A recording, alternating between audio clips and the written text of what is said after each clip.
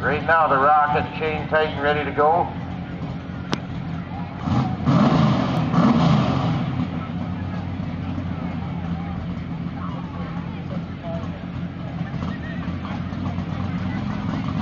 "275 feet 9 inches to beat."